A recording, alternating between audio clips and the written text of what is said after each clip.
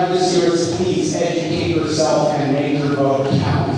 How many of you guys are from Dorado County? One of the top 3 most conservative counties in California. Let's show the rest of the country what we started with and we were headed. Now, the first guest I want to introduce tonight is running for California Attorney General. His name is Mr. John Eastman.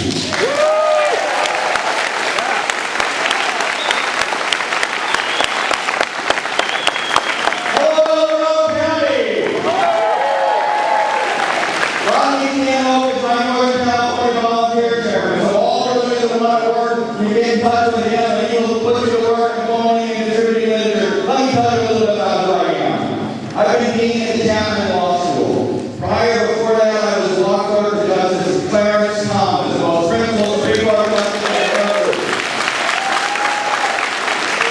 10 years ago, I founded the Center for Constitutional Jurisprudence, a public interest law firm devoted to recovering the principles of the American founding through strategic litigation. And in that capacity, I've been involved in over 50 cases in the Supreme Court of the United States over the last decade. Some of them you may have heard of. When we began tonight, you got to say one nation under God as part of your pledge of allegiance. I was involved in that case. When the state of Texas decided they wanted to keep a 50-year-old Ten Commandments monument on the state's ground, I was involved in that case. That was a particularly fun one. The justices of the Supreme Court were questioning whether it violated the Establishment Clause to have the Ten Commandments in public. They asked these questions under the watchful eye of Moses himself, far right with the marble above their heads. Moses was holding 2 tablets that were shaped like the Ten Commandments. We know because we all watched Charlton Heston's movie, right? And the numbers on those 2 tablets were the Roman numerals 1 to 10. Now Moses holding 2 tablets, the Roman numerals 1 to 10. I don't think it's a leap of faith to say that was the Ten Commandments above their head. But Congress a few years ago, in its infinite wisdom, told the Supreme Court Clerk's Office to put out literature that says those are the Bill of Rights instead. So it's now the official position of the United States government that Moses handed down our Bill of Rights as well. Anyway, I was involved in that case. So Ohio decided they wanted to give out school vouchers to parents to get their kids out of failing schools and put them in the schools of their choice. Even if it was a religious school, we won that. I was involved in that case too. Here in California, when judges decided that homeschooling was illegal, we got involved in that case and got that ruling overturned.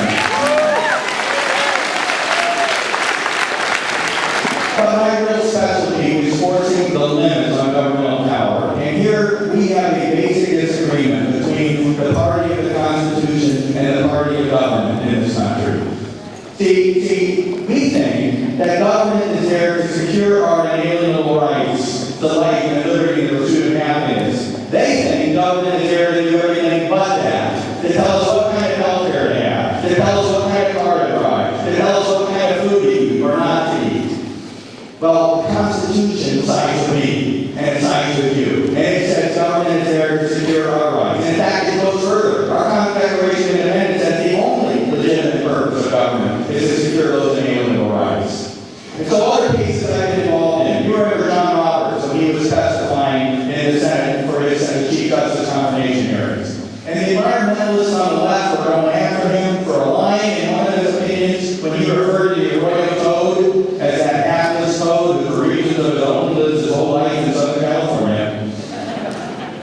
I have to apologize to John Roberts because I was the one that got in trouble with that. That was my case.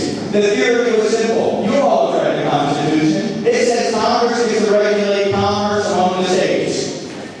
Now, I may not be a constitutional scholar that Barack Obama is, but I think that means it's got to be commerce and it's got to be interstate.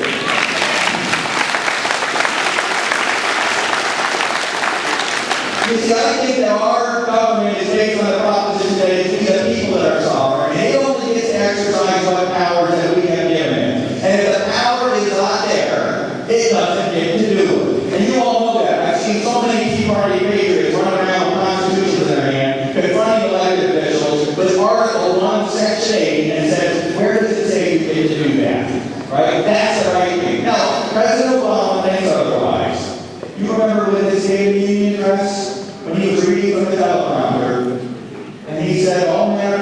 people an important part of our Constitution. Remember that? You all know that's not in our Constitution, that's in our Declaration of Independence. This wasn't a slip of the tongue, he was reading from the teleprompter.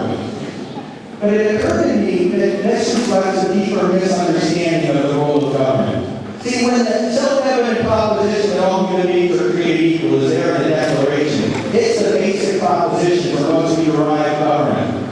It says because we're all created equal, we can't rule each other without consent. We can't order each other to buy health care we don't want. We can't order each other to buy a General Motors car because the government now owns it instead of a Toyota car. We can't do that without consent. In fact, it says that we have inalienable rights that don't come from government, but come from God. And the sole purpose of government is to protect those rights. And see, they don't understand that. By shifting the equality proposition over to the Constitution, they turn it from a proposition to a purpose. And the purpose ends up becoming radically egalitarianism, redistribution, and the role of government is not to secure inalienable rights, but to redistribute those who work to those who don't. That's wrong. It's never been our role of government. We need to be government.